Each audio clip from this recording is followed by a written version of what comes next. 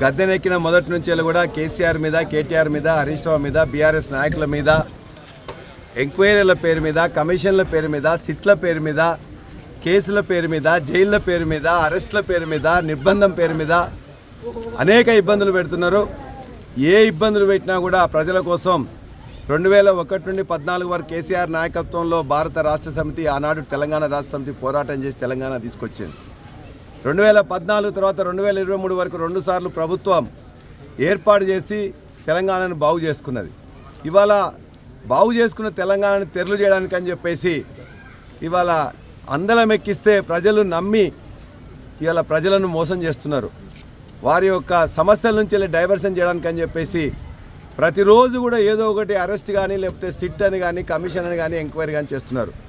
నిన్నగాక మొన్న హరీష్ రావు గారు బొగ్గు కుంభకోణం బయట పెడితే సాయంత్రం వరకు సిట్టు పేరు మీద పిలిచిండ్రు. అందులో సిట్టు లేదు, పొట్టు లేదు.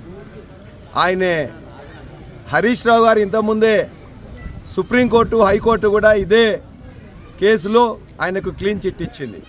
ఇవాళ హరీష్ రావు గారిని ఏం చేయలేమని మళ్ళీ కేటీఆర్ని అరెస్ట్ చేసి మా మున్సిపల్ ఎన్నికల్లో మా యొక్క మనోస్థైర్యం దెబ్బతీయడానికి అని చెప్పేసి ప్రయత్నం చేస్తున్నారు. మీరు ఎన్ని కేసులు పెట్టుకున్నా, ఎన్ని సిట్లు వేసినా మేము నిజాయితీగా ఉన్నాం, పారదర్శకంగా ఉన్నాం. మాకు ఆ కేసులతో సంబంధం లేదు. చట్ట ప్రకారం పోతాం. నీ డైవర్షన్ పాలిటిక్స్ పట్టించుకోరు ప్రజలు. నువ్వు ఇవాళ కుంభకోణం చేస్తున్నావు, బొగ్గు కుంభకోణం, భూ ఆక్రమణ కుంభకోణం, హైడ్రా పేరు మీద అక్కడ కుంభకోణాలు చేస్తున్నావు. అన్నిటినీ కక్కిచ్చేదాకా 3 సంవత్సరాల తర్వాత ప్రభుత్వం వచ్చిన తర్వాత మీ ప్రభుత్వం సంగతి, మీ ప్రభుత్వానికి అక్రమంగా సపోర్ట్ చేస్తున్న అధికార సంగతి కూడా ఖచ్చితంగా చూస్తాం.